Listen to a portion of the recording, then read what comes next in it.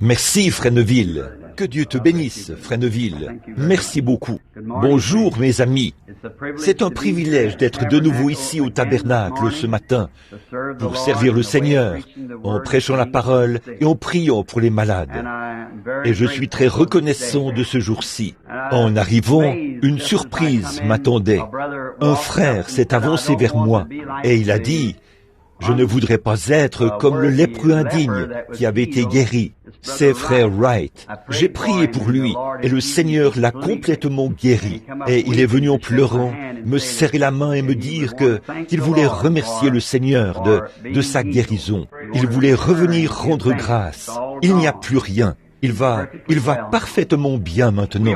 Nous sommes reconnaissants de ces témoignages. Et Charlie, toi et frère Jeffries, si vous voulez, vous pouvez venir prendre un siège ici sur l'estrade. Vous êtes plus que les bienvenus. Comme ça, vous n'aurez pas à rester debout. L'autre frère, là, et frère Wood, vous n'avez qu'à monter ici.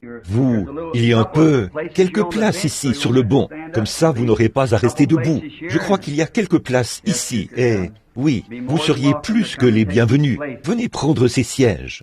Nous sommes dans la joie aussi. Je crois qu'il était dit une fois, je suis dans la joie quand on me dit, que Dieu vous bénisse, frère. Merci, merci, merci. Je suis dans la joie quand on me dit, allons à la maison de l'Éternel. C'est le privilège du chrétien et c'est une joie pour lui d'aller à la maison de l'Éternel. En regardant un peu partout et en voyant tant de mes amis ici ce matin, je suis vraiment ravi. Je suis content de voir frère et sœur Dow ici de l'Ohio. Je vois frère et sœur Armstrong là-bas au fond qui ont fait le trajet depuis l'Ohio. Que Dieu vous bénisse aussi. Et en regardant un peu partout, on en voit tant qu'il serait difficile de les nommer tous. Sœur Hoover du Kentucky, nous sommes contents de vous voir ici ce matin. Et Charlie et Nellie, frère Jeffries et sa famille, et tant d'autres qui sont de l'extérieur de la ville. Alors, ce matin, nous nous attendons à passer des moments merveilleux dans le Seigneur. Nous nous attendons à ce que Dieu nous rencontre pour bénir nos âmes et nous donner les choses dont nous avons besoin. En promenant les regards sur l'auditoire, si je nommais tous mes amis qui sont ici, j'en aurais pour la plus grande partie de la matinée à mentionner le nom de chacun. Ça me réjouit d'être de retour à l'église, de voir tous les gens qui sont présents, d'avoir l'occasion de rencontrer. Qu'est-ce que ce sera quand nous arriverons au ciel et que nous nous rencontrerons là-bas pour ce grand temps de communion éternelle sans fin réunis autour du trône de Dieu, à partager les bénédictions mêmes qui nous étaient si chères à tous. Là, nous serons faits à sa ressemblance et à son image, avec son esprit sur nous, pour l'adorer et le servir pour toute l'éternité, sans jamais nous lasser. Réfléchissez de tout ce que vous aimez faire. Il n'y a rien à quoi vous puissiez penser dont il ne vous arrive pas, à un moment donné, de vous lasser. Charlie, je pense que toi et moi, nous avons chassé l'écureuil. De ce que nous aimons faire, c'est ce que nous avons fait le plus dans cette catégorie-là. Mais tu sais, on finit par s'en lasser. Et j'aime faire des randonnées, aller dans les montagnes faire des randonnées. Mais parfois, je m'en lasse. On a envie de faire autre chose. Et j'aime conduire. Parfois, je me sens fatigué, épuisé, les nerfs à fleur de peau. Alors, je saute dans ma voiture et je prends la route. Les mains sur le volant, je roule. En chantant, je suis si heureux de dire, je suis l'un d'entre eux, ou quelque chose comme ça. Les mains attachées au volant, je chante, je tape du pied, je pousse des cris. Eh bien, au bout d'un moment, je me lasse de ça. Et alors, je rentre à la maison faire autre chose. Mais quand nous nous mettrons à adorer Dieu dans ce nouveau royaume, il n'y aura pas un seul instant de fatigue. Ce sera simplement toujours une bénédiction. Simplement, sans fin. Mais, naturellement, à ce moment-là, nous serons changés. Nous ne serons pas comme nous sommes maintenant.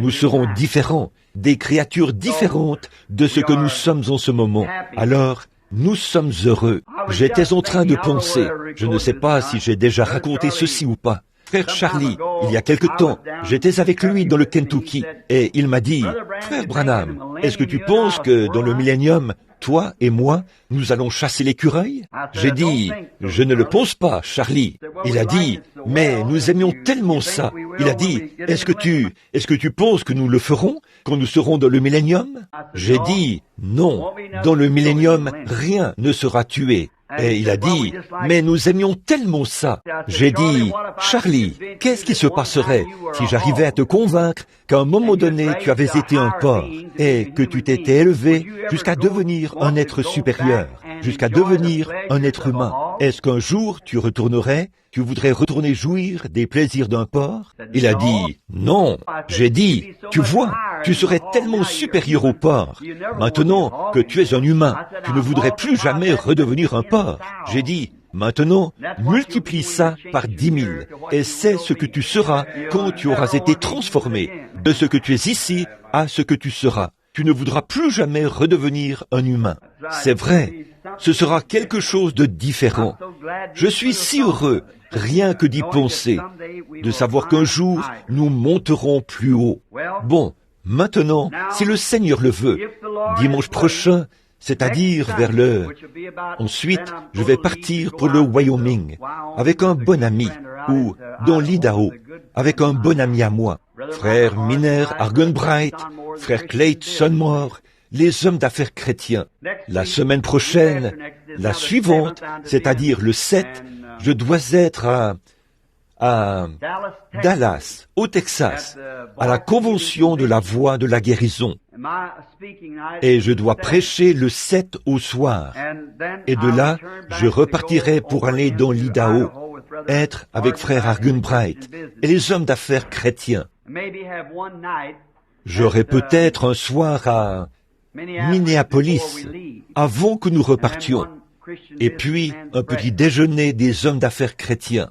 Si le Seigneur le veut, dimanche matin prochain, je veux être de retour ici au tabernacle, et si ça m'est permis, et que ce soit la volonté du Seigneur. Je voudrais parler sur le sujet du tourbillon dans le vent, si le Seigneur le veut. J'ai eu ça à cœur toute la semaine, semble-t-il.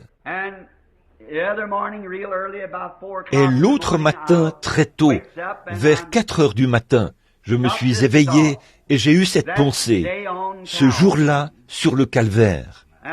Et je veux parler là-dessus ce matin, ce jour-là, sur le calvaire.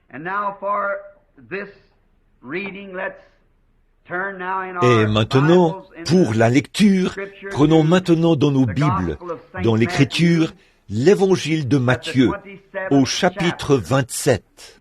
Et, à partir du verset 27, nous lirons un bout de ce passage de l'Écriture pour avoir notre toile de fond. Puis nous commencerons tout de suite après. Et après le service de prédication, alors nous prierons pour les malades. Et, depuis la dernière fois que j'étais ici, où j'ai simplement rappelé les grandes lignes de mon nouveau genre de ministère, j'ai reçu plus de témoignages au sujet de cette réunion-là que je n'en ai reçu depuis longtemps. Il y a quelque chose là qui fait qu'il faut entrer en contact avec la personne, peu importe combien le surnaturel a pu être montré. Mais, voyez-vous, la guérison doit reposer sur la foi de l'individu. Maintenant, si l'individu a la foi, et si on voit, par exemple, le Saint-Esprit se déplacer sur l'auditoire et dire « telle et telle chose sont arrivées » et vous vous appelez un tel, et vous venez de tel endroit, et vous avez fait telle chose, et ça se passera de telle manière, et de voir tout ça arriver exactement de cette manière-là. Pourtant, l'individu qui est là, il devrait lever les yeux et dire « ça ne peut être que Dieu, j'accepte ma guérison ». Mais au lieu de ça, l'individu dit « imposez-moi les mains à moi et priez pour moi, pour que moi je sois guéri ». Mais c'est ce qui nous est enseigné ici en Amérique. Et alors, de croire ça, et c'est conforme aux Écritures, certainement. Par contre, là, nous voyons qu'en Afrique et dans différents endroits, que quelque chose comme ça se produise. Et tout l'auditoire va tendre les bras en même temps. Elles vont accepter leur guérison. parce que on ne leur a rien enseigné. Voyez, on ne leur a même pas enseigné la guérison. Et alors, quand ils voient ça, ils reconnaissent qu'il y a un Dieu vivant. Et s'il est vivant, il est suprême. Et il guérit. Et avec ça y est, parce que la base est déjà posée, les fondements, qu'il est un guérisseur et qu'il guérit les gens. Puis, quand ils voient sa présence œuvrer à travers son Église, alors ils disent, ça règle la question, c'est tout ce qu'il nous faut. Mais nous, on nous a enseigné l'imposition des mains aux malades et des choses comme ça.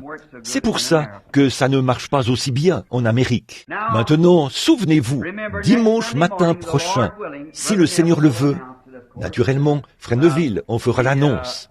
Et un tourbillon dans le vent.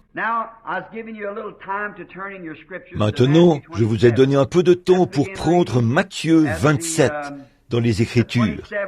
Commençons à lire au verset 27 de l'Évangile de Matthieu. Maintenant, écoutons attentivement la lecture. Les soldats du gouverneur conduisirent Jésus dans le prétoire, et ils assemblèrent autour de lui toute la cohorte. Ils lui ôtèrent ses vêtements et le couvrirent d'un manteau écarlate. Ils tressèrent une couronne d'épines qu'ils posèrent sur sa tête, et ils lui mirent un roseau dans la main. Puis, s'agenouillant devant lui, ils le raillaient en disant « Salut, roi des Juifs !»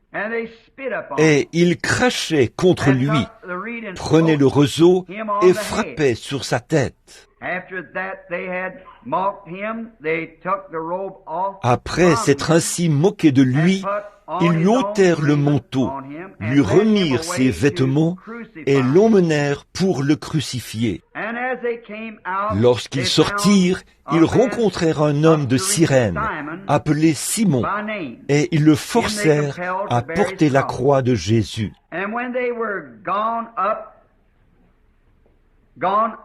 Montés, arrivés au lieu nommé Golgotha, ce qui signifie lieu du crâne.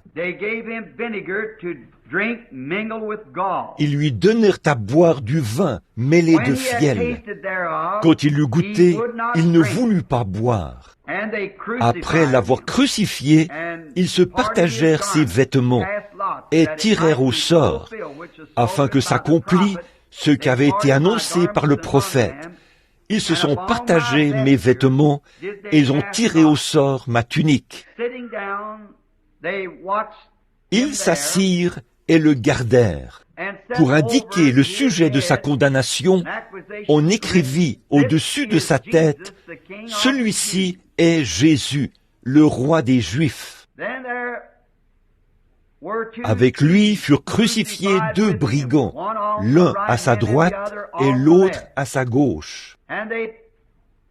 Les passants l'injuriaient et secouaient la tête en disant, « Toi qui détruis le temple et qui le rebâtis en 3 jours, sauve-toi toi-même. Si tu es le Fils de Dieu, descends de la croix. » Les principaux sacrificateurs, avec les scribes et les anciens, se moquaient aussi de lui et disaient, « Il a sauvé les autres et il ne peut se sauver lui-même. S'il est roi d'Israël, qu'il descende de la croix et nous croirons en lui. » Il s'est confié en Dieu. Que Dieu le délivre maintenant, s'il veut le sauver. Car il a dit, « Je suis fils de Dieu. » Les brigands, crucifiés avec lui, s'insultaient, l'insultaient de la même manière. Depuis la 6e heure jusqu'à la 9e, il y eut des ténèbres sur toute la terre. Et vers la 9e heure, Jésus s'écria d'une voix forte, « Élie, Élie, lama sabachthani » c'est-à-dire, « Mon Dieu, pourquoi m'as-tu abandonné » Quelques-uns de ceux qui étaient là, l'ayant entendu, dirent, « Il appelle Élie » Et aussitôt l'un courut prendre une éponge qu'il remplit de vinaigre et, l'ayant fixé un roseau, il lui donna à boire. Mais les autres disaient, « Laisse, voyons si Élie viendra le sauver. » Jésus poussa de nouveau un grand cri et rendit l'esprit. Et voici, le voile du temple se déchira en deux, depuis le haut jusqu'en bas. La terre trembla, les rochers se fondirent. Les sépulcres s'ouvrirent, et plusieurs corps des saints qui étaient morts ressuscitèrent. Étant sortis du sépulcre, après la résurrection de Jésus, ils entrèrent dans la ville sainte, et apparurent un grand nombre de personnes. Le centenier et ceux qui étaient avec lui pour garder Jésus, ayant vu le tremblement de terre et ce qui venait d'arriver, furent saisis d'une grande frayeur et dirent, « Assurément, cet homme était fils de Dieu. » Courbons la tête un petit instant pour prier. Seigneur, nous savons que tu es Dieu. Et cela, après avoir lu cette parole sainte et sacrée, nous pouvons encore voir que ta nature n'a pas changé. Tu es toujours Dieu.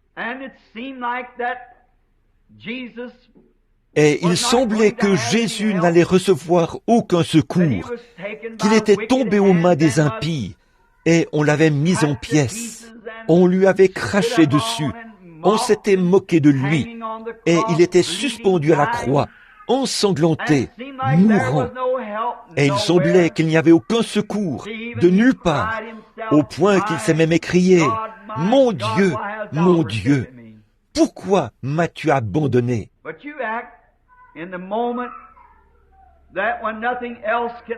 Mais tu agis au moment où rien d'autre ne peut agir. Nous avons appris, Seigneur, que si nous avons des rivières que nous ne pouvons traverser, que si nous avons des montagnes infranchissables, Dieu est spécialiste des choses que les autres ne peuvent pas faire. Tu es un spécialiste à l'œuvre. En effet, tu connaissais la raison d'être de ce jour-là au calvaire. Toi, en étant Dieu, celui qui est infini, tu savais que cette heure devait venir. Mais une fois qu'elle était accomplie, alors tu as montré que tu étais Dieu.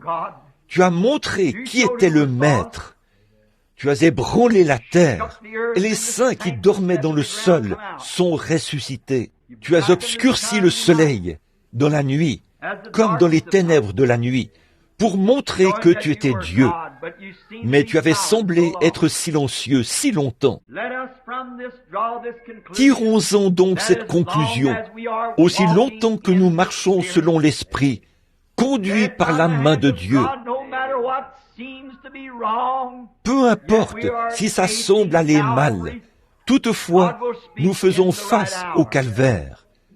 Dieu parlera à l'heure voulue, au moment voulu. Maintenant, Dieu notre Père, nous te demandons de bien vouloir pardonner nos péchés et nos offenses. Nous demandons la conduite de ton esprit. Conduis-nous, comme la colombe a conduit l'agneau. Permets que nous soyons obéissants face à tout ce qui peut nous arriver, en sachant ceci, que Dieu fait concourir toutes choses au bien. Alors nous savons que tout ira bien. Sois avec nous aujourd'hui pendant ce service. Nous te prions de sauver ceux qui peuvent être sauvés, qui cherchent le salut. Remplis de la vie éternelle ceux qui la cherchent. Nous te prions de guérir ceux qui sont malades et affligés, qui sont venus chercher la guérison.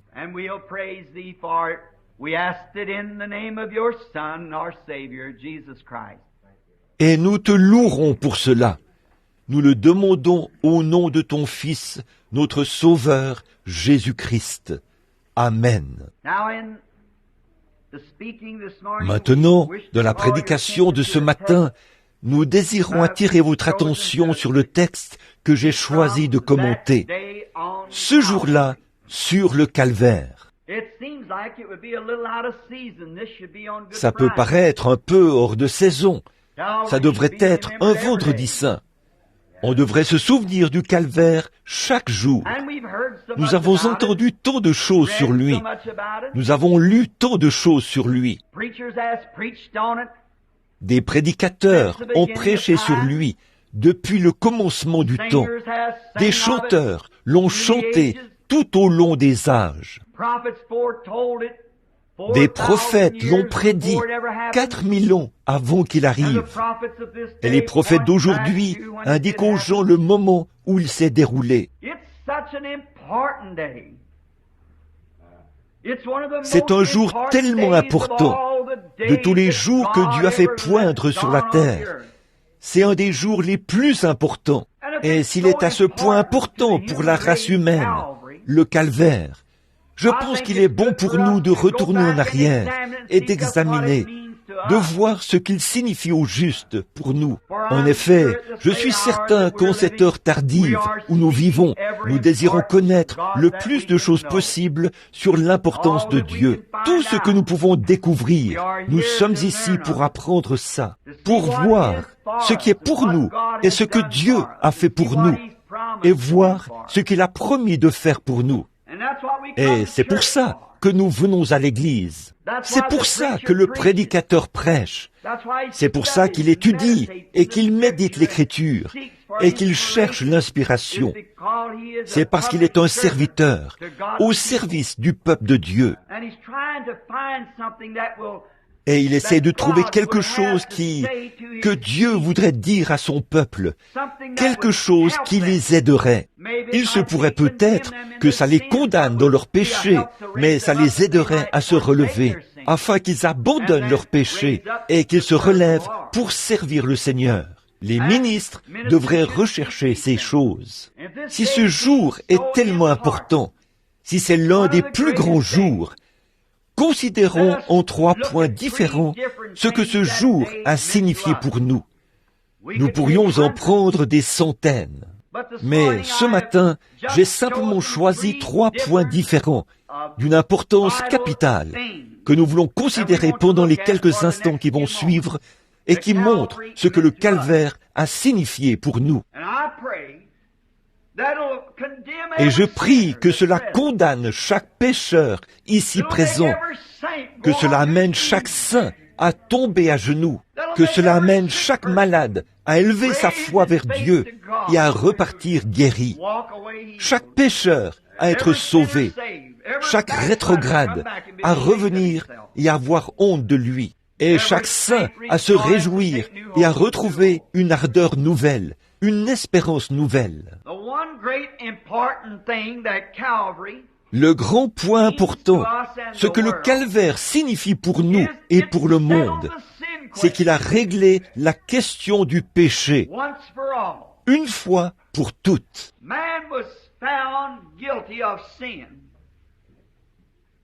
L'homme avait été trouvé coupable de péché, et le péché était une peine qu'aucun homme ne pouvait expier. La peine était tellement grande que personne ne pouvait expier cette peine. Je crois vraiment que Dieu avait décrété qu'il en serait ainsi, que la peine serait tellement grande qu'aucun homme ne pourrait l'expier, pour qu'il puisse le faire lui-même. Or, la peine du péché, c'était la mort.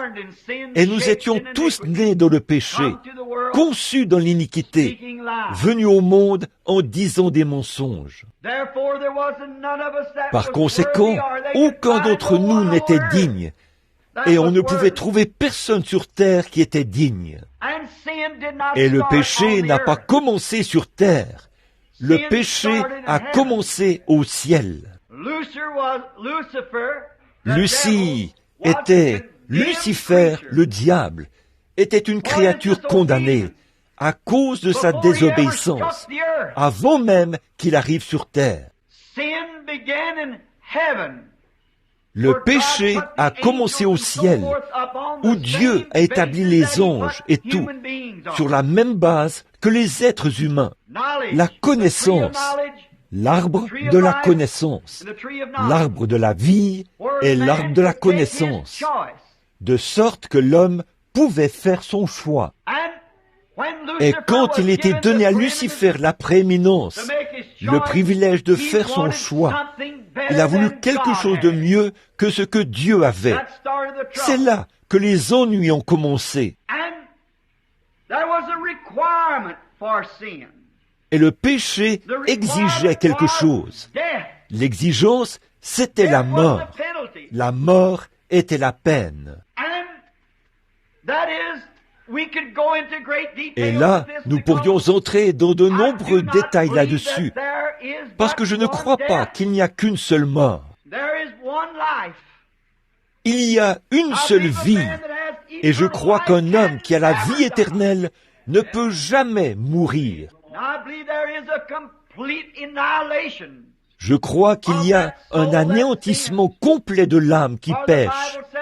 En effet, la Bible dit, l'âme qui pêche, c'est celle qui mourra certainement. Non pas l'homme, mais l'âme qui pêche. Alors Satan devra certainement mourir, être complètement détruit. Je ne suis vraiment pas d'accord avec les universalistes qui disent que Satan sera sauvé. Il a péché et il est l'auteur du péché. Son âme a péché et il était un esprit. Cet esprit sera totalement anéanti. Il n'en restera plus rien. Et quand le péché a frappé la terre, là-bas au commencement, comme un voile d'obscurité tombé des cieux, il a littéralement paralysé la terre.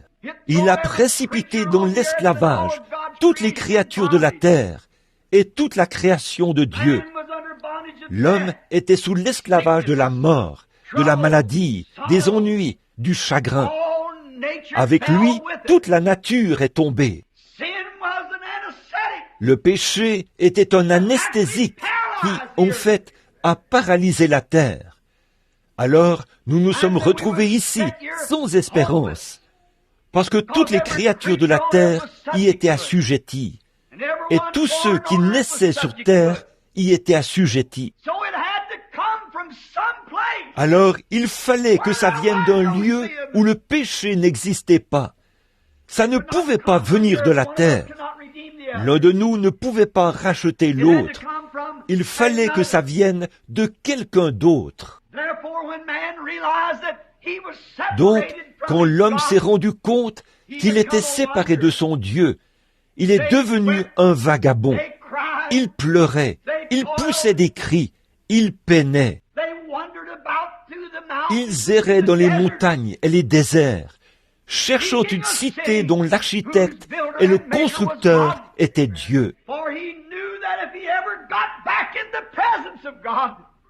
En effet, il savait que s'il revenait un jour dans la présence de Dieu, il pourrait en discuter avec lui. Mais il n'y avait pas de moyen de revenir. Il était perdu. Il ne savait pas de quel côté se tourner. Alors, il est devenu errant, essayant de trouver un endroit qui lui indiquerait un moyen de revenir à ce lieu. Il y avait quelque chose à l'intérieur de lui qui lui disait qu'il venait d'un lieu qui était parfait. Il n'y a pas une seule personne ici, parmi les auditeurs visibles de ce matin, ou parmi les auditeurs de cette bande magnétique. Partout où elle ira, dans le monde entier, il n'y a personne, ni ici, ni ailleurs, qui ne cherche cette perfection. Vous payez vos factures et vous vous dites, ça va régler le problème. Quand vous avez payé vos factures, alors quelqu'un de votre famille tombe malade. Quand ça va mieux du côté maladie, alors vous avez d'autres factures à payer. Tout à coup, vos cheveux grisonnent. Et alors, vous voulez redevenir jeune.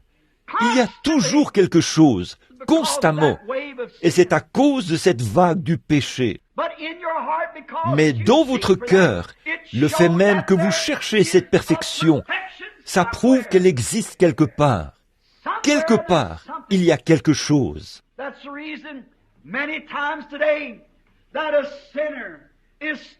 C'est pour ça qu'aujourd'hui, bien souvent, le pécheur est toujours errant.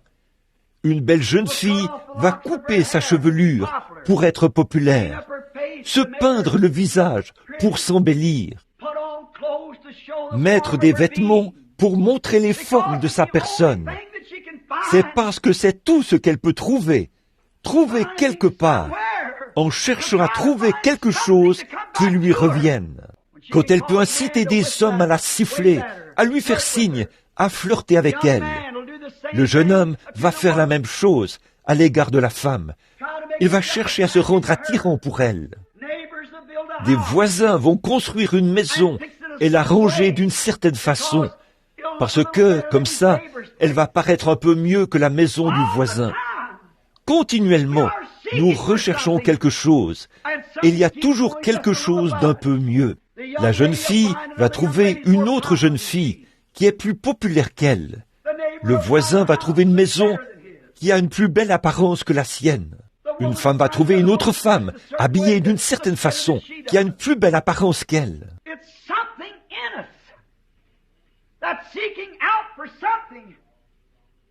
C'est quelque chose en nous qui recherche quelque chose, et ça montre que nous sommes perdus.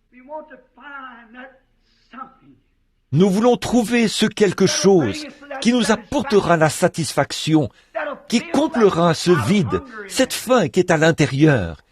Mais il semble que nous n'arrivons pas à le trouver. Les êtres humains ont cherché à le trouver tout au long des âges. Pour ce faire, ils ont pleuré, ils ont poussé des cris, ils ont fait tout ce qu'ils ont pu, mais ils ne l'ont quand même pas trouvé. Ils erraient dans le monde. Enfin, un jour, ce jour du calvaire, quelqu'un est descendu de la gloire. Quelqu'un du nom de Jésus-Christ, le Fils de Dieu, est descendu de la gloire. Et le calvaire a pris forme. C'est ce jour-là que le prix a été payé et que la question du péché a été réglée pour toujours. Et c'est ce qui a ouvert le chemin vers cette chose dont nous avons faim et soif.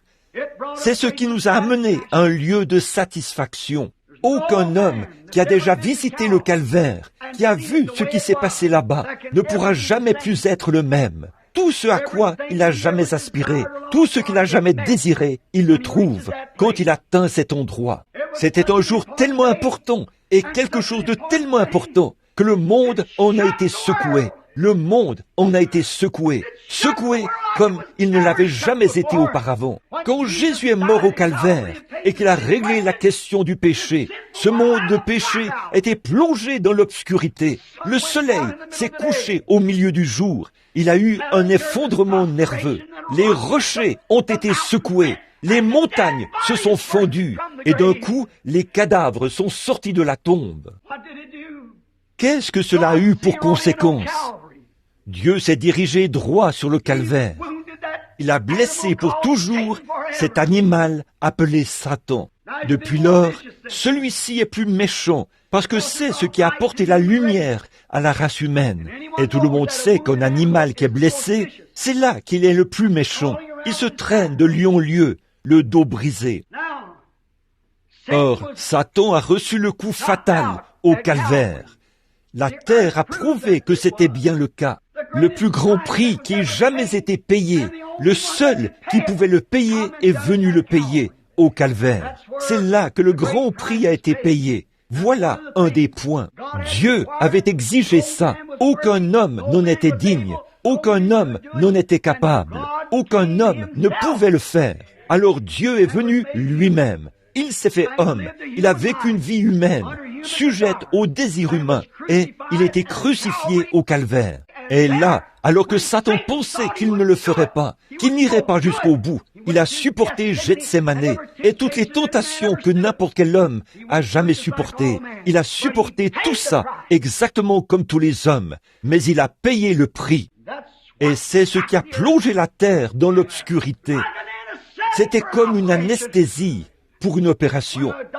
Quand un médecin anesthésie un homme, avant de l'opérer, il l'assomme d'abord. Et quand Dieu a pratiqué l'opération pour l'Église, le monde a reçu une anesthésie. La nature a eu une convulsion. Ça n'a rien d'étonnant. Dieu, dans une chair humaine, mourait. C'était l'heure que le monde avait attendue. Et pourtant, beaucoup d'entre eux ne le savaient pas. C'est pareil aujourd'hui. Beaucoup ont attendu ces choses, et pourtant, ils ne les reconnaissent pas. Ils ne sont pas conscients du moyen de s'en sortir. Ils sont encore en quête des plaisirs et des choses du monde. Ils essayent de trouver le moyen de s'en sortir. Il y avait eu beaucoup de poteaux indicateurs qui avaient annoncé ce jour-là. Beaucoup de grandes préfigurations. C'est ce qui avait été préfiguré par l'agneau, par le bœuf, par la tourterelle et toutes ces choses. Et pourtant, elle n'avait pas pu briser ça. Elle n'avait pas pu briser l'emprise de la mort sous laquelle Satan tenait la terre. Les pierres mêmes sur lesquelles il avait une fois marché en se promenant sur la terre. Du soufre brûlant. Lucifer était le fils de l'aurore. Et il avait marché sur la terre quand elle était un volcan brûlant. Ces mêmes pierres qui s'étaient refroidies quand Jésus est mort au calvaire, elles ont été vomies hors de la terre. Le prix avait été payé. L'esclavage de Satan avait été brisé. Dieu a remis entre les mains de l'homme un moyen de revenir vers ce qu'il cherchait. Il n'avait plus à pleurer.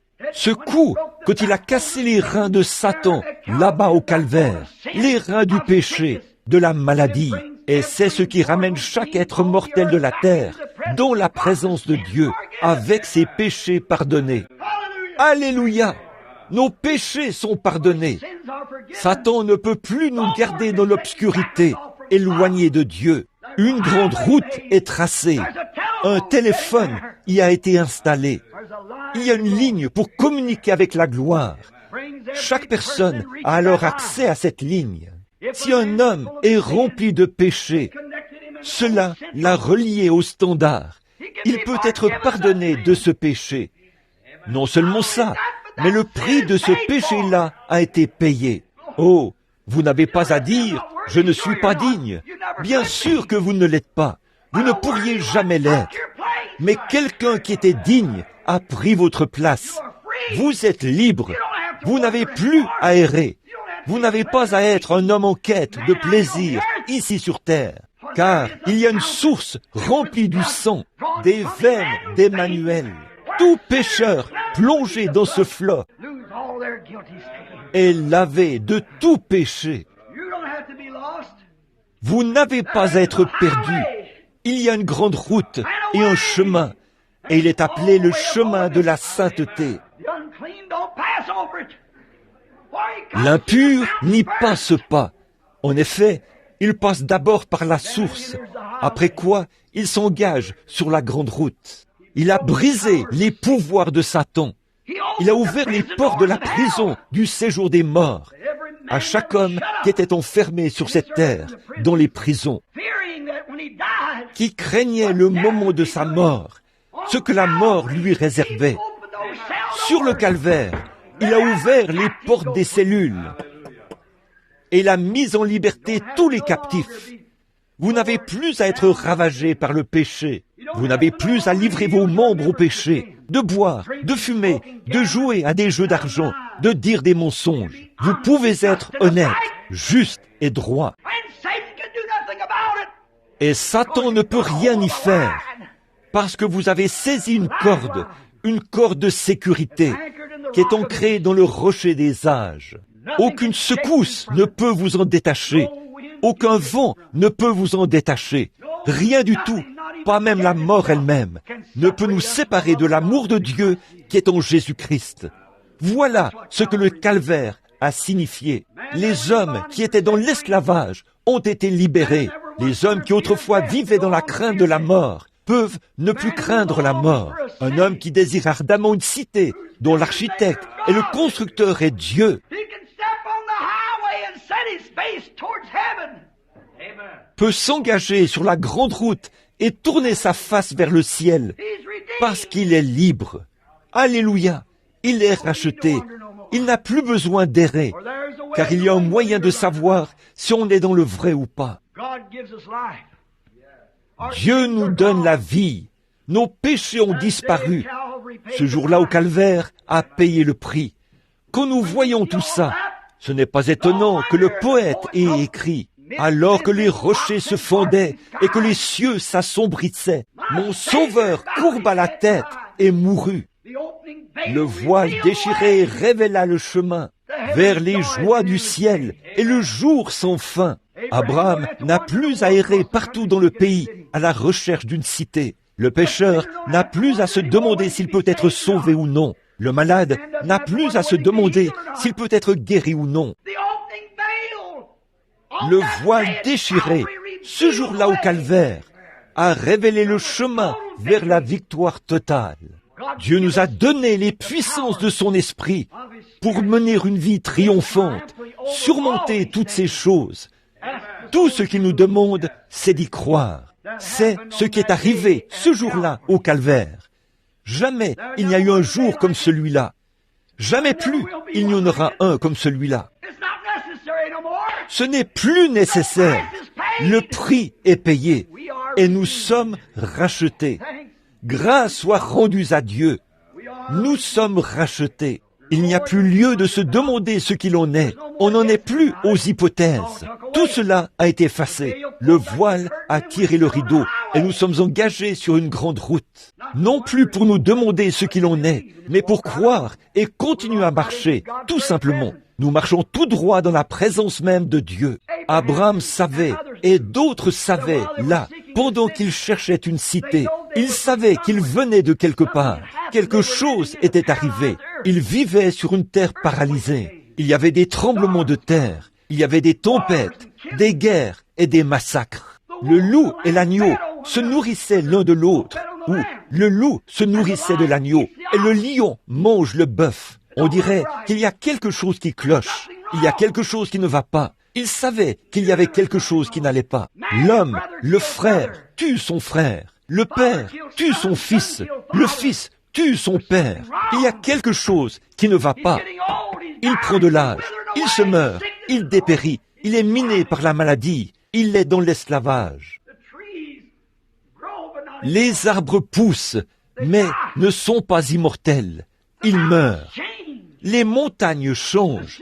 Les mers se dessèchent. Les eaux tarissent.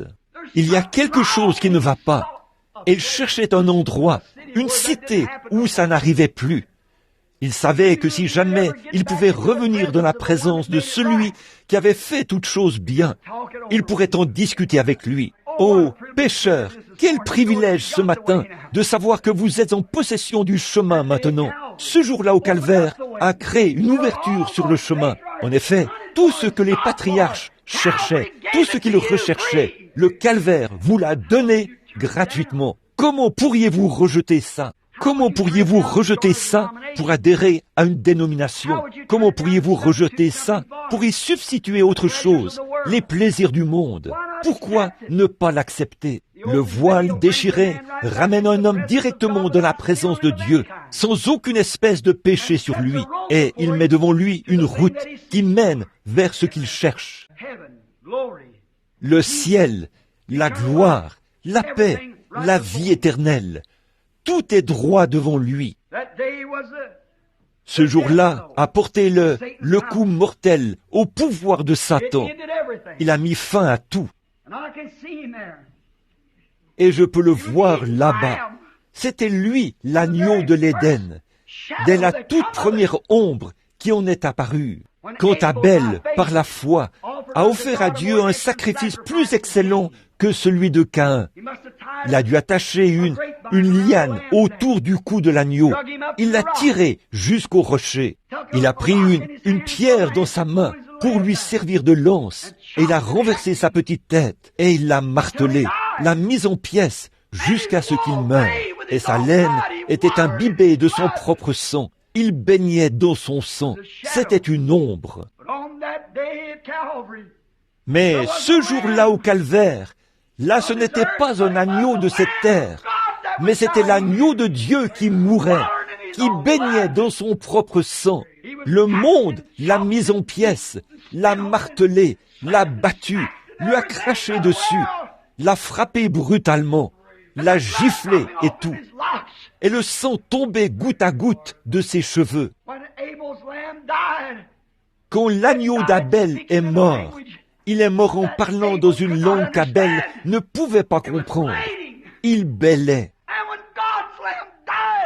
Et quand l'agneau de Dieu est mort, ce jour-là au calvaire, il a parlé dans une langue, personne ne l'a compris. Mon Dieu, pourquoi m'as-tu abandonné? C'était l'agneau de Dieu, mis en pièces, martelé. C'était lui, l'agneau même auquel pensait Abel, quand il a vu la semence promise de la femme. C'était lui, l'agneau que Daniel a vu, qui s'était détaché de la montagne sans le secours d'aucune main. C'était lui, la roue au milieu de la roue, pour le prophète. Tout ce qu'ils avaient vu d'avance s'est réalisé ce jour-là au calvaire. C'est ce qui a amené cette grande chose. C'est ce qui a cassé les reins de Satan. Premièrement, nous devrions chercher ce que ce jour-là a signifié. Deuxièmement, nous devrions voir ce que ce jour-là a fait pour nous. Alors, ce qu'il a fait pour nous. Alors, troisièmement, regardons ce que nous devrions faire pour ce jour-là. Nous, qu'est-ce que nous devrions faire? D'abord, nous devrions l'examiner, car c'est un grand jour, le plus grand de tous les jours. Le prix du péché a été réglé. Le pouvoir de Satan a été brisé. Et maintenant, nous voulons voir ce que nous devrions faire en retour. Maintenant, en retour, quand Jésus est mort au calvaire, sur le calvaire, ce jour-là, non seulement il a payé le prix de nos péchés, mais il a aussi payé le prix et il a pourvu d'un moyen pour que nous puissions le suivre.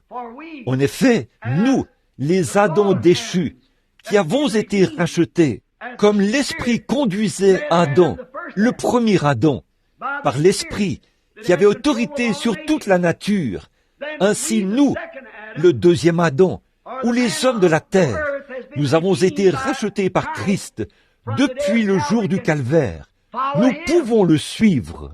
Alors, quand il est mort au calvaire, il a pourvu d'un moyen, il a rendu l'Esprit, le Saint-Esprit. C'est ainsi qu'il était renvoyé sur terre, pour que vous et moi, nous en vivions. C'est ce que le calvaire signifie pour nous, de le suivre, lui. D'abord l'examiner, voir ce qu'il a fait pour nous. Et maintenant, qu'est-ce que nous devons faire pour lui? Vous et moi, qu'est-ce que nous devons faire? Bon, nous disons, eh bien, j'apprécie ça, c'est vraiment formidable. Mais nous devons l'accepter. Et l'accepter, c'est accepter sa personne, Christ, dans notre cœur. Alors, nous sommes libérés du péché. Par conséquent, nous ne sommes retenus dans aucune des chaînes du péché. Aucune. Dieu, c'est tout comme si nous n'avions jamais péché. Le sacrifice parfait nous a rendus parfaits. En effet, Jésus a dit, « Soyez donc parfaits, comme votre Père Céleste est parfait. » Donc, il n'y a rien d'autre à faire. Mais nous sommes rendus parfaits dans la présence de Dieu. Or, c'est là que nous perdons notre position. Si nous ne sommes pas vigilants, nous chercherons à regarder en arrière, à ce que nous étions. Et tant que nous regardons en arrière, à ce que nous étions, le sacrifice ne signifie rien pour nous. Oh, vous le voyez, n'est-ce pas, Église? Je ne voudrais même pas essayer de faire ce travail. Je ne peux pas. Ni vous non plus. Inutile d'essayer. Vous êtes perdus dès le départ, tant que vous regardez à ce que vous avez fait. Mais ne regardez pas à ce que vous avez fait. Regardez ce que ce jour-là sur le calvaire a fait pour vous. Il a payé le prix pour vous. Il a réglé la question. Si vos péchés sont comme le cramoisi, ils sont blancs comme la neige, rouges comme la pourpre, blancs comme la laine. Alors, vous n'avez pas de péché. Vous êtes parfaitement sans péché. Peu importe ce que vous avez fait, ou ce que vous faites, vous êtes quand même sans péché. Pourvu que vous ayez accepté Jésus-Christ comme votre sauveur, vos péchés sont pardonnés. Tout ce qui est pardonné est remis et oublié. Alors, qu'est-ce que cela a pour conséquence? Cela vous donne, après avoir rempli cette condition, son esprit pour pouvoir le suivre et faire comme lui a fait pour les autres qui vont suivre. Il n'était qu'un seul homme, l'homme parfait. Il a donné sa vie à lui. Il vous a donné un exemple. Maintenant, qu'est-ce que nous devons faire? Bon, la première chose que je veux dire, c'est que Jésus n'a jamais vécu pour lui-même. Sa vie a été consacrée aux autres. C'est parfaitement ça, la vie éternelle. Quand vous dites que vous allez à l'église et que vous faites des bonnes actions, c'est bien.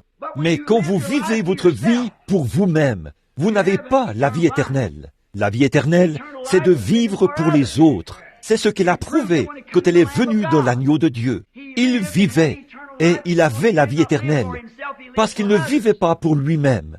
Il vivait pour les autres. Et vous recevez la vie éternelle en recevant ce jour-là. Alors, vous ne vivez plus pour vous-même.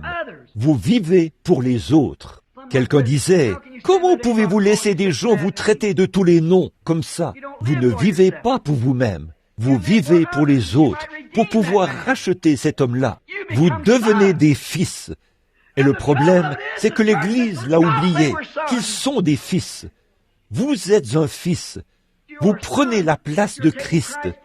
Vous êtes un fils. Alors, ne vivez pas pour vous-même. Vivez pour les autres. Eh bien, frère Branham, je peux vivre pour ce frère-ci, parce que c'est un homme vraiment sympathique. Ce n'est pas ça. Vivez pour l'homme qui vous hait. Vivez pour la personne qui vous tuerait, si elle le pouvait. C'est ce qu'ils lui ont fait. Ils l'ont tué, et il est mort, pour pouvoir les sauver. C'est ça, la vie éternelle. Quand vous, c'est ça que vous avez dans votre cœur, alors vous vous dirigez vers le ciel, mais vous sacrifiez les choses qui vous appartiennent. Vous les abandonnez, comme le mouton donne sa laine. Vous regardez plus loin, en direction du calvaire. J'espère que ceci vous aide à vous positionner. C'est ça que le tabernacle, c'est ça que tous les gens doivent faire. Il faut trouver ce que vous êtes. Et quel est le but? L'église, il ne s'agit pas d'aller à l'église, rien que pour jouer de la musique et chanter des cantiques. L'église est un lieu de correction. Le jugement commence par la maison de Dieu. Nous devons nous regarder comme morts et comme vivants pour Christ. Alors, il a pourvu du moyen pour que nous puissions nous sacrifier nous-mêmes pour son service, pour le suivre. Si nous le suivons, nous vivons la vie que lui a vécue. C'est merveilleux, ça. Jésus a dit, il en a parlé. Je vais vous donner quelques citations là-dessus. Écoutez bien, ne manquez pas ceci.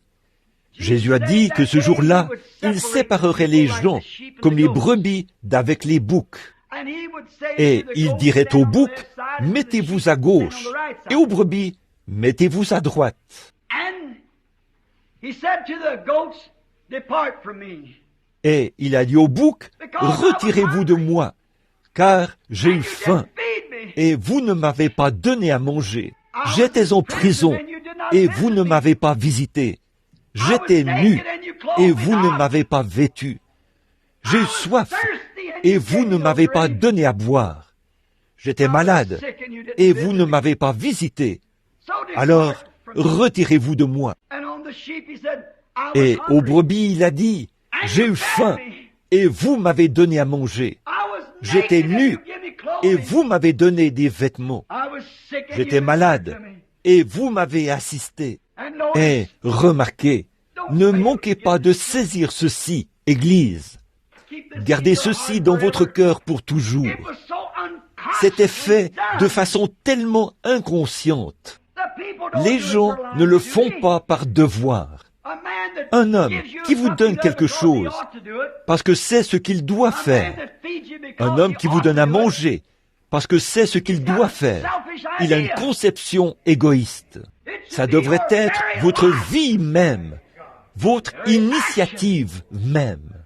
Ces brebis-là, ça les a tellement étonnées qu'elles ont dit, « Seigneur, quand as-tu eu faim et que nous n'ayons pas voulu te donner à manger? Quand as-tu eu faim et t'avons-nous donné à manger? Quand étais-tu nu et t'avons-nous donné des vêtements? Quand as-tu eu soif et t'avons-nous donné à boire? Quand étais-tu malade et t'avons-nous assisté? » C'était fait tellement automatiquement, par amour. C'était tout simplement ta vie qui vivait en eux. Oh Dieu, permets que les gens voient ce que le calvaire a fait pour nous. Tellement automatiquement. Quand ça, Seigneur? Nous ne l'avions jamais su. Regardez ce que Jésus a dit en se retournant. Toutes les fois que vous avez fait ces choses, à ceux-ci, c'est à moi que vous les avez faites. Une vie dépourvue d'égoïsme. Non pas après réflexion, non pas d'y réfléchir, mais vous êtes tellement morts aux choses de ce monde et tellement vivants en Christ, tellement engagés sur la grande route, que ces choses-là sont tout simplement automatiques. Vous les faites tout simplement, non pas de dire « Bon, eh bien Seigneur, Seigneur, tu veux que je fasse ça ?» Ce n'est pas ça. Vous êtes simplement une partie de lui. Son esprit est en vous et vous agissez comme lui agissait. Ah, saisissez-le bien. Telle voie paraît droite à un homme, mais son issue, c'est la voie de la mort. Ceux qui me disent « Seigneur, Seigneur », n'entreront pas tous, mais ceux-là seuls qui font la volonté de mon Père. Simplement du fond du cœur, volontiers. Or, ce jour-là au calvaire a payé ce prix pour que nous puissions être comme ça. Non pas de dire, vous savez, une fois, la veuve Jones, elle n'avait plus de charbon et je suis allé lui en acheter. Je vous le dis, j'ai vu un frère qui avait besoin d'un complet et je suis allé lui acheter un complet. Dieu soit béni, je suis un chrétien. Oh là là, pauvre, égoïste, misérable, tu es un hypocrite. Que ta main droite ne sache pas ce que fait ta gauche, et que ta gauche ne sache pas ce que fait ta droite. Tellement automatiquement mort en Christ que vous le faites de toute façon. C'est votre nature, c'est votre caractère. Vous le faites de toute façon. C'est simplement ça, la vie qui vit en vous. Vous êtes complètement soumis à cet esprit, et c'est lui qui vit sa vie en vous. Oh, vous sentez cet esprit béni, cette vie. Ce n'est pas moi qui vis, a dit Paul, mais c'est Christ qui vit en moi. C'est tellement automatique. Eh bien, je vous le dis, frère Branham, nous sommes chrétiens. Nous aidons ces gens-ci. Nous aidons ces gens-là. Oh là là, honte à vous. Le christianisme, ce n'est pas ça. Le christianisme, c'est tout simplement automatique. Ces choses-là sont à faire. C'est ce qu'il faut faire. Vous oubliez tout ça vraiment. Vous ne pensez même pas que « moi, non ». Allez, faites-le. Christ a complètement abandonné sa vie à Dieu. Il s'est donné lui-même, comme un serviteur, au service du peuple. Il a donné sa vie librement. Il n'était pas obligé de le faire. Il ne l'a pas fait à contre-cœur. Il n'a pas dit « Frère, vous devriez avoir beaucoup d'estime pour moi, là, parce que je suis venu mourir pour vous. » Il n'en a pas soufflé mot. Il est mort, de toute façon, parce que c'était Dieu en lui. C'est Dieu en vous. C'est Dieu en moi, qui fait que nous considérons les autres, les brebis d'un côté. L'un d'eux dira, « Eh bien, Seigneur, j'ai fait ceci, et Seigneur, j'ai fait cela. » Il a dit, « Retirez-vous de moi, vous, ouvriers d'iniquité. Je ne vous ai même jamais connu. » Si l'Église pouvait en arriver à saisir ces réalités fondamentales, que ce n'est pas quelque chose que vous essayez de faire, que vous vous forcez à faire, c'est quelque chose qui est né en vous. Pardonne-moi, mon ami pentecôtiste. Je suis pentecôtiste. Mais mes amis pentecôtistes en sont au point où il faut qu'il y ait beaucoup de musique très rythmée. Le battement des orchestres, ou de taper des mains, ou des tambourins, pour faire pousser des cris aux gens. Ça, ce n'est que de l'émotion. Les fanfares jouent avant la bataille. On fait ressentir l'émotion de la bataille aux gens. La musique, je crois à ça. Taper des mains, je crois à ça. Mais je crois à ces choses. C'est tout à fait vrai. Nous devrions avoir ces choses. Mais vous avez négligé les grandes choses. C'est cette vie de sacrifice de soi que Dieu vit en vous, de faire automatiquement ce qui est bien, parce que c'est bien, de continuer à avancer tout simplement, de trouver ça tout naturel, de mener cette vie-là tout simplement. Alors vous regardez, vous voyez ce qui se passe. Simplement vous êtes sur la grande route. C'est ça que le calvaire a signifié pour vous, sur la grande route, qui a été ouverte ce jour-là pour vous. Maintenant, souvenez-vous, vous ne pouvez pas être moitié bouc, moitié brebis. Ils ne sont pas compatibles. Bon, il y a beaucoup de gens qui disent, oui, vous savez quoi? Nous avons une organisation dans notre groupe. Nous aidons les pauvres. Nous faisons ceci. Il n'y a pas de mal à ça. Mais vous chantez vos propres louanges. Ne faites pas ça. Faites vos aumônes en secret, a dit Jésus. C'est tout simplement automatique. C'est quelque chose en vous. Ça ne vous demande pas plus que d'aller chercher un peu d'eau. Vous avez soif. Si votre voisin a soif, vous pensez à lui aussi. Le besoin du voisin, vous pensez à lui, autant que s'il s'agissait de votre besoin à vous. Et vous n'y faites même pas attention. Vous continuez à mener votre vie, tout simplement. Or, vous ne pouvez pas être moitié brebis, moitié bouc. Donc, si vous dites, eh bien, notre Église a une organisation, nous donnons aux pauvres, et nous faisons ceci, et nous faisons cela, et nous faisons telle autre chose. Si vous avez cette partie-là, sans avoir l'autre, la vie de Christ en vous, vous le faites absolument en vain. Paul a dit dans 1 Corinthiens 13, « Quand je donnerai tous mes biens pour la nourriture des pauvres, quand je livrerai même mon corps pour être brûlé comme sacrifice, cela ne me sert de rien. » C'est dur à entendre ça, mais c'est la vérité. Vous devez en arriver à saisir cette réalité, reconnaître ce que le calvaire a fait pour vous. Nous le regardons et nous disons, « Oh oui, c'est bien. » Ce n'est pas ça. Si ce Fils de Dieu-là, il lui a fallu aller au calvaire pour y être crucifié, chaque fils qui vient doit aller à un calvaire. Il doit lui aussi avoir un calvaire. Vous devez avoir votre jour au calvaire. Je dois avoir mon jour au calvaire. C'est ce qui règle la question du péché. Ce n'est pas de serrer la main du prédicateur. Ce n'est pas d'entrer dans l'église en se faisant secouer, ni d'y entrer par une lettre, ni d'y entrer par une profession, mais d'y entrer par une naissance. Il n'a jamais donné une lettre. Il n'a jamais donné une profession. Il a donné une naissance. C'est comme ça que nous y entrons. Alors, à partir de là, nous vivons automatiquement des vies chrétiennes. Maintenant, une autre remarque. Moitié bouc, moitié brebis, ça n'existe pas, ça. Vous êtes soit bouc, soit brebis. Vous n'êtes pas moitié bouc, moitié brebis. Vous êtes soit bouc, soit brebis. Or, si vous faites simplement des bonnes actions et que vous pensez pouvoir y entrer à cause d'elles, dans ce cas-là, le jour du calvaire n'aurait pas été nécessaire. Avec la loi, on avait déjà ça. Mais puisqu'il a fallu un jour du calvaire, c'était afin d'introduire ça, pour que nous ne soyons pas seulement des membres d'Église, mais que nous soyons des fils et des filles de Dieu. C'est ça qu'a été le jour du calvaire. C'est ça qu'il a signifié pour vous, que vous puissiez faire, suivre et agir comme Jésus. Or, la rivière ne coule pas en même temps en amont et en aval. La rivière ne coule que dans un sens. De même, l'Esprit de Dieu ne coule que dans un sens. Il ne se mélange avec rien d'autre. Il coule toujours dans le même sens. Regardez bien Jésus pour conclure. Jésus a dit, « Les œuvres que je fais, vous les ferez aussi, et vous en ferez de plus grandes, parce que je m'en vais à mon Père. » Ce n'est pas tant à l'Église ici que je dis ces choses. Vous comprenez, mais ces messages sont enregistrés. Des dizaines de milliers de personnes les écoutent dans le monde entier. Je vais répondre tout de suite à cette question pour le critiqueur. On m'a souvent dit, rapporté, ils disent, mais vous croyez la Bible? Jésus a dit, ces œuvres que je fais, vous les ferez aussi, et vous en ferez de plus grandes, parce que je m'en vais à mon Père. Comment pouvez-vous être si moche, monsieur? Comment pouvez-vous manquer de discernement à ce point-là, égaré dans vos théologies intellectuelles?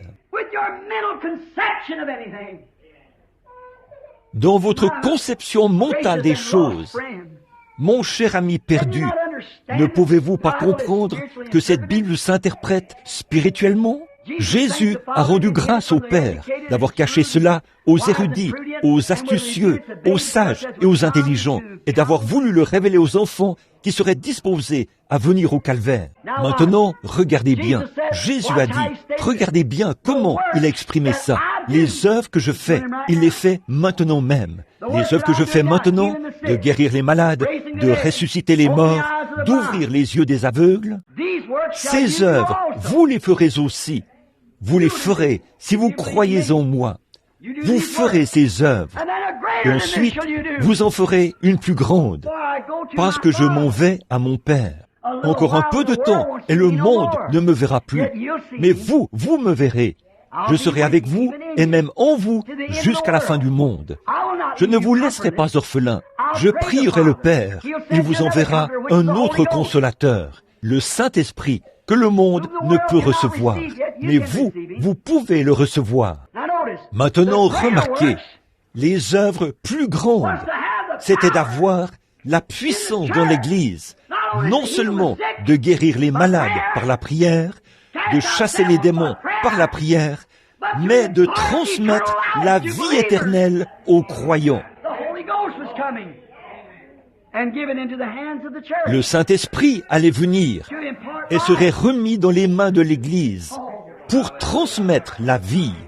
Oh, c'est ça que le calvaire a signifié.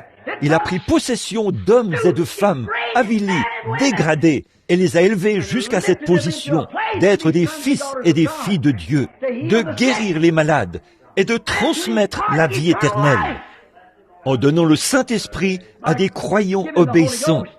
Des hommes qui étaient autrefois des incroyants deviennent des croyants et transmettent la vie spirituelle éternelle.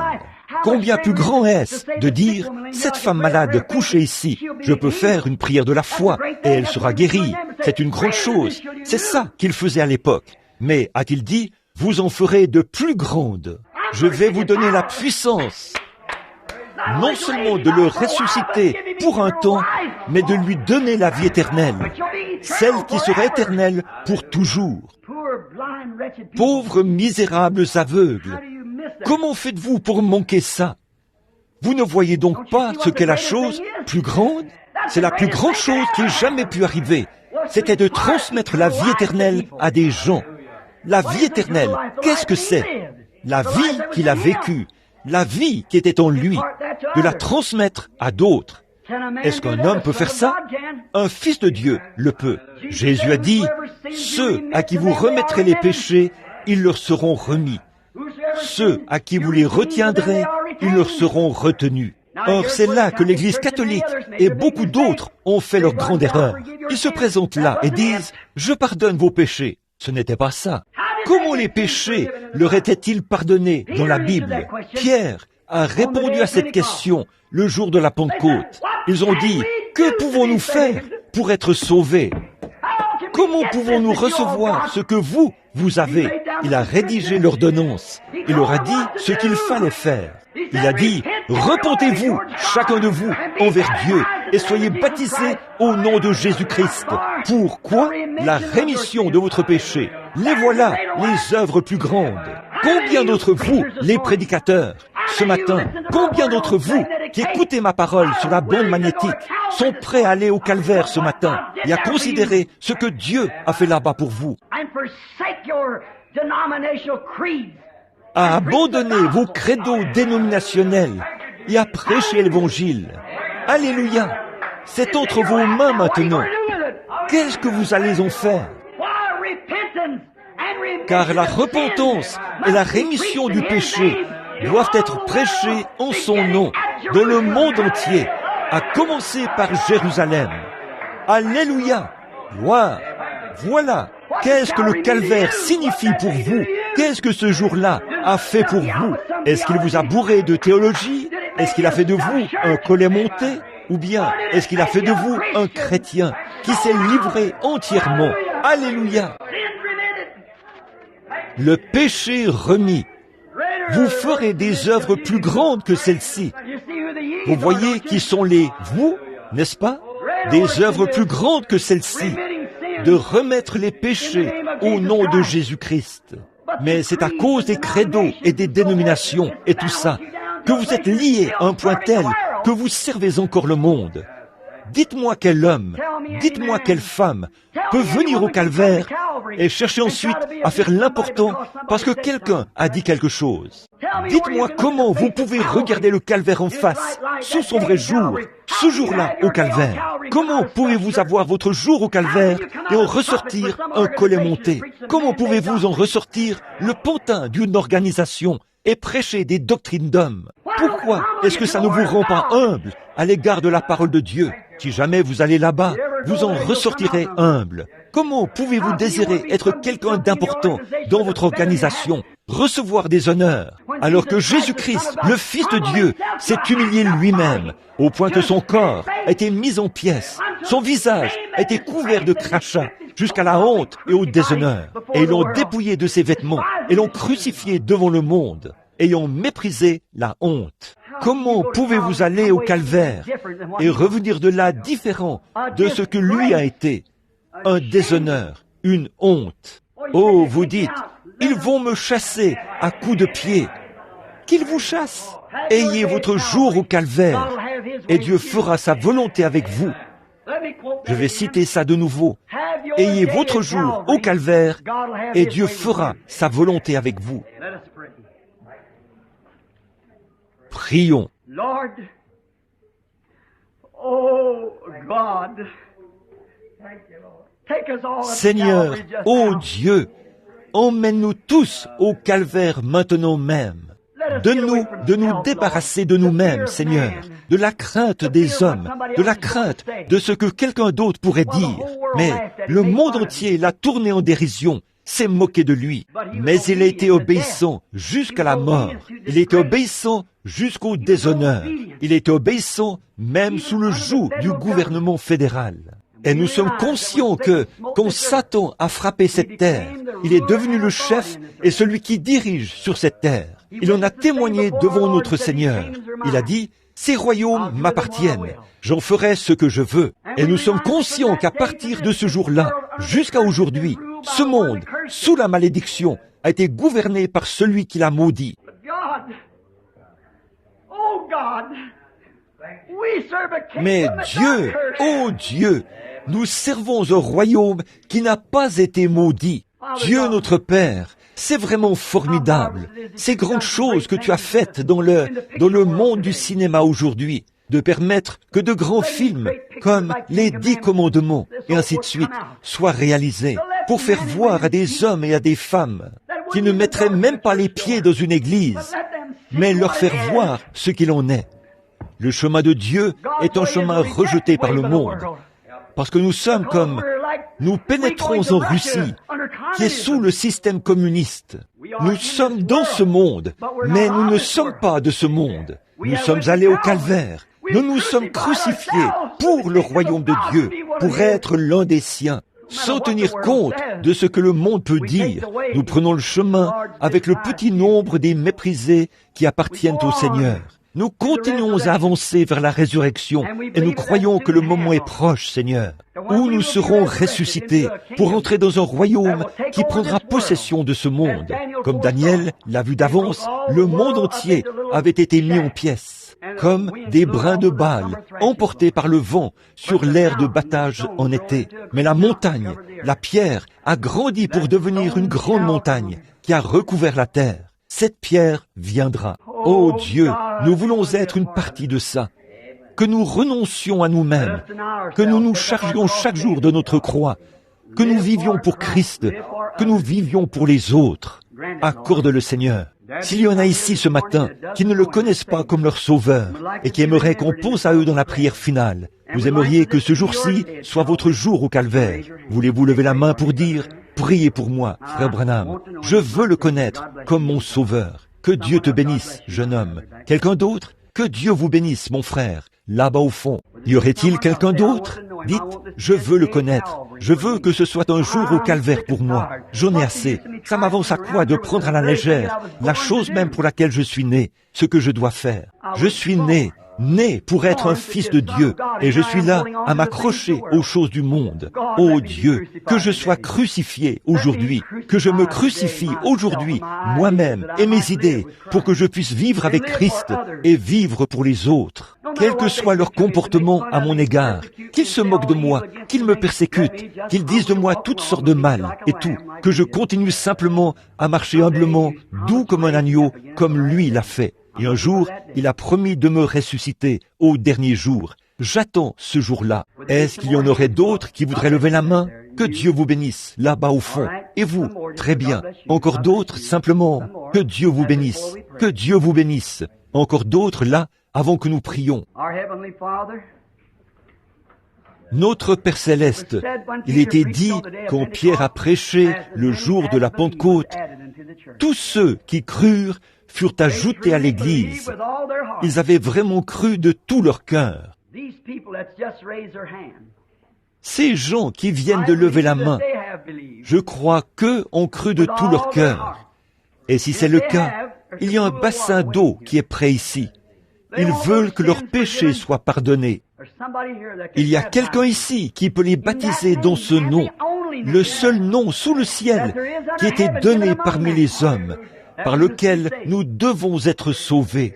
En effet, comme j'ai cité il y a quelques instants ce passage de l'Écriture, que la repentance et la rémission des péchés doivent être prêchés en son nom dans le monde entier, à commencer par Jérusalem. Et à Jérusalem, quand la repentance et la rémission des péchés ont été prêchés, l'apôtre leur a parlé des Écritures et il a dit qu'ils devaient d'abord se repentir et puis être baptisés au nom de Jésus-Christ. Ça, c'était le rôle du prédicateur. Eux, ils devaient se repentir et lui, il devait les baptiser pour la rémission de leurs péchés. Ceux à qui vous remettrez les péchés, ils leur seront remis. Ceux à qui vous les retiendrez, ils leur seront retenus. Père, comment le monde a-t-il pu s'embarquer dans une galère pareille? Pourquoi ne pas croire le simple évangile? Et ils introduisent même des substituts à ça. De faux noms, un faux baptême, de faux baptêmes du Saint-Esprit, de serrer la main des ministres, d'employer les titres de Père, Fils, Saint-Esprit, ce qui ne se trouve nulle part dans les Écritures. C'est un document fait par des Romains. Ce n'est pas un enseignement chrétien, nulle part dans la Bible. La rémission des péchés, la rémission ne peut pas se faire au moyen d'un titre, mais au moyen du nom de Jésus-Christ. Or, Père, nous savons que c'est très impopulaire. Tes voix ont toujours été comme ça, mais permets ce matin que des hommes et des femmes en viennent à ce jour-là, à ce jour du calvaire. Alors que Jésus, ayant méprisé ce jour, cette honte-là, d'être dépouillé de ses vêtements, d'être mis en pièces, de recevoir des crachats et d'être la risée du monde entier, de l'Église, des gens qui auraient dû l'aimer. Et pourtant, malgré tout ça, il n'a pas ouvert la bouche. Il est allé mourir pour ces gens qui se moquaient de lui. Oh Dieu, emmène-nous au calvaire ce matin. Et s'ils disent que nous sommes fous, s'ils disent que nous avons mal compris les Écritures, qu'ils disent tout ce qu'ils voudront, oh Dieu, ils ne peuvent pas se tenir dans la présence de Dieu et dire que c'est faux. Ils ne peuvent pas couvrir leurs péchés par la Bible. La Bible découvre leurs péchés, leur incrédulité, d'être populaire, de faire comme tout le monde. Qu'ils viennent au calvaire ce matin, et à commencer par Jérusalem. La repentance et la rémission des péchés doivent être prêchés en son nom à toutes les nations, à commencer par Jérusalem. Qu'ils fassent eux aussi ce pas-là, celui du crucifiement, d'être mis en pièces, d'être couvert de crachats, d'être un objet de risée, d'être traité de tous les noms possibles et imaginables, de renégats religieux, de démolisseurs d'églises, traités de tous les noms qu'ils voudront. Puissions-nous ce matin, Seigneur, prendre le chemin avec le petit nombre des méprisés qui appartiennent au Seigneur. Puissions-nous marcher comme les apôtres, sans nous en détourner ni à droite ni à gauche, et servir Dieu de bon cœur. Accorde-le, Père. Maintenant, guéris les malades et les affligés qui vont venir dans la ligne de prière. Ceux qui ont levé la main, puissent-ils se repentir du fond du cœur, maintenant même. Ceux qui, pendant si longtemps, sont restés en arrière, puissent-ils s'avancer rapidement vers l'eau et recevoir la rémission de leurs péchés. Upon the name of the sacrifice, Jesus Christ, the Son of God. Amen.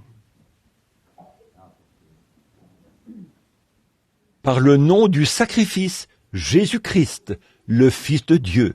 Amen. Down at the cross where my Savior died.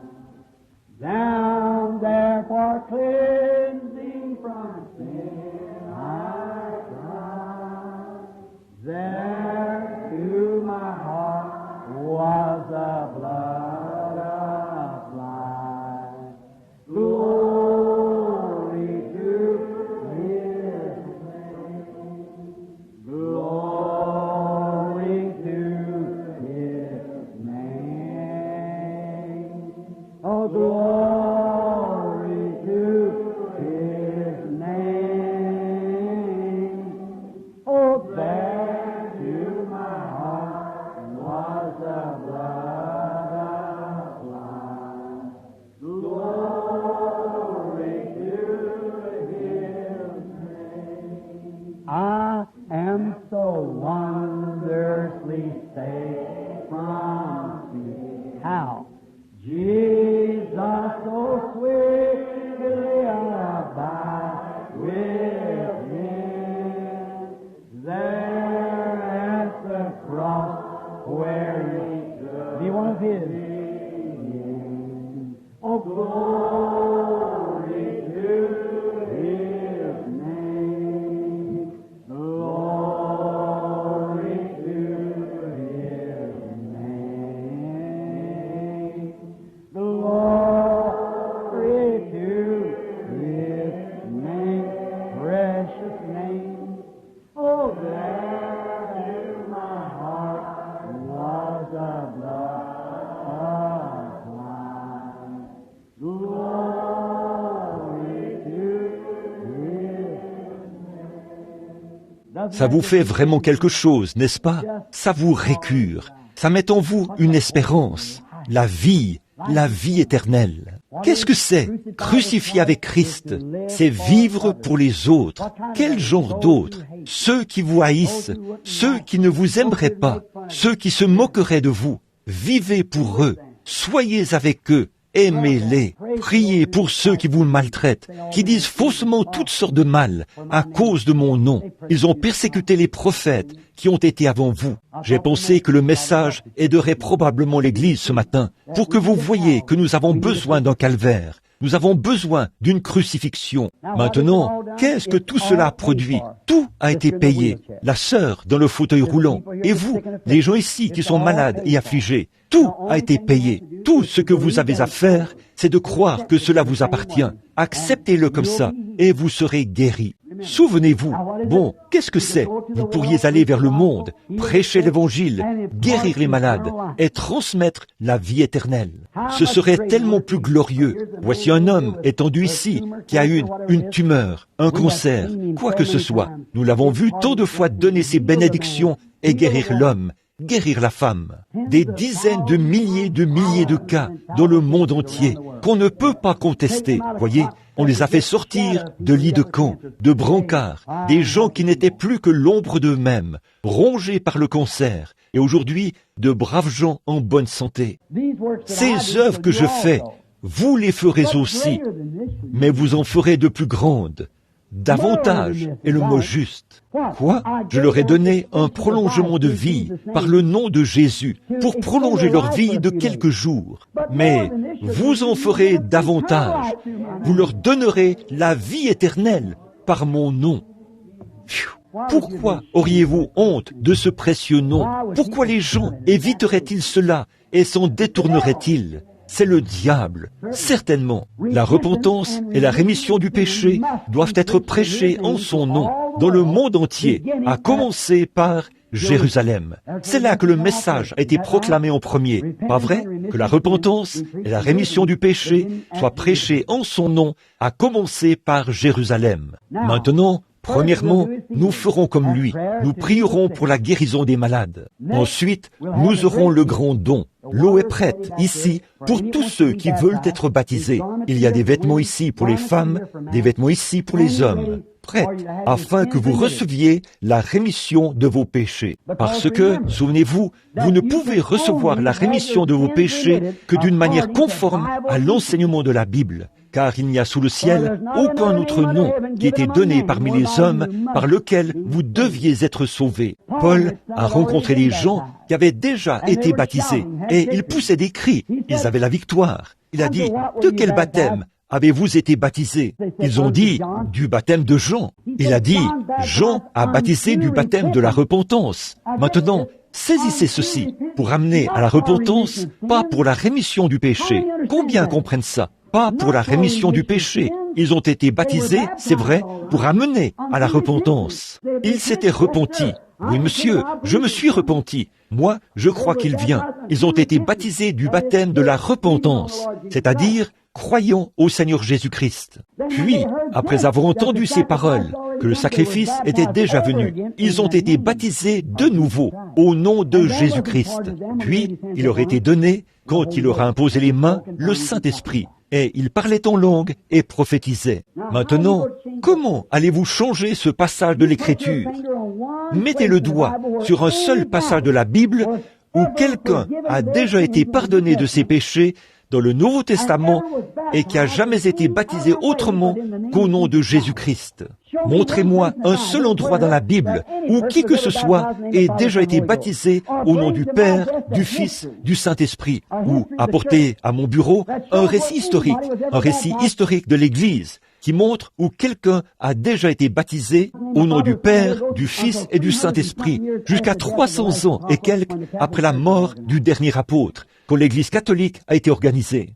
Maintenant, j'ai les pères avonicés et tous les historiens et tout, juste là dans mon bureau, l'histoire la plus ancienne et la plus sacrée du monde, les seules preuves infaillibles que nous ayons. Lisez notre visiteur du dimanche, ou le catéchisme de l'Église catholique, et observez ce qu'ils disent. Quelques-uns des protestants seront peut-être sauvés, parce qu'ils se plient à la doctrine catholique. En effet, leur Bible dit de baptiser au nom de Jésus-Christ, mais nous avons ôté la solennité du nom de Jésus, et nous l'avons placé sur Père, Fils, Saint-Esprit, et ils l'admettent. Maintenant, montrez-moi un passage de l'Écriture contraire à cela. Et voilà. Et pourtant, le monde se plie à cela. Pourquoi? Ils ne sont jamais allés au calvaire. C'est ça. Ils n'ont jamais vu. Ils vont se moquer de vous et vous appeler. Ils vont même vous appeler des exaltés, des Jésus seuls, et tous ces noms fanatiques qu'ils peuvent avoir. Qu'est-ce que ça peut bien faire?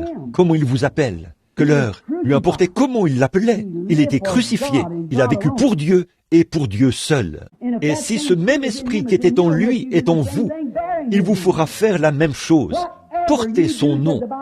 Quoi que vous fassiez, dit la Bible, en parole ou en œuvre, faites tout au nom de Jésus, en donnant gloire à Dieu. D'où tirez-vous cette doctrine trine, païenne? D'un catéchisme, pas de la Bible. Le mot Trinité n'est même pas mentionné dans toutes les Écritures, de la Genèse à l'Apocalypse. Ça n'existe pas. Un Dieu trinitaire, ça n'existe pas. Il est Dieu, Dieu seul, un seul Dieu. Il a toujours été un seul Dieu. Il a rempli 3 fonctions. Il a servi une fois en tant que Père, sous Moïse. Il a servi une fois dans la chair, en tant que Fils, Jésus. Il sert maintenant en tant que Saint-Esprit. Mais c'est un seul Dieu, pas avec 3 noms, 3 fonctions, 3 titres, dans un seul nom, Jésus-Christ. Toute autre chose, c'est païen. Et je demande que quelqu'un présente cela, si ce n'est pas le cas. C'est vrai, j'ai dit ça pendant des années, et personne n'a encore répondu. Voyez, parce que c'est impossible de le faire. J'ai là, voici la Bible, premièrement, et il y a l'histoire ancienne qui prouve que c'est tout à fait vrai. Et pourquoi le diable, eh bien, la Bible a dit qu'ils seraient comme ça. Comment peuvent-ils venir si je ne les attire? C'est tout ce que j'en sais. C'est ce que Jésus a dit. Alors, je ne dis pas ça pour être. Si je disais ça et que je prêchais une prédication comme celle-ci, je serais le pire hypocrite parmi vous. C'est vrai. Je dis ça parce que c'est la vérité et que c'est la vie. Tous ceux qui sont baptisés en Christ revêtent Christ. Ils ont la vie par son nom. Nous prions en son nom. Nous cherchons en son nom. Nous prêchons en son nom. Nous baptisons en son nom. Nous vivons en son nom. Nous mourons en son nom. Nous allons au ciel en son nom. Nous ressuscitons en son nom. Toute la famille dans le ciel s'appelle Jésus. La Bible dit, toute la famille sur terre s'appelle Jésus. Il a dit, je suis venu au nom de mon...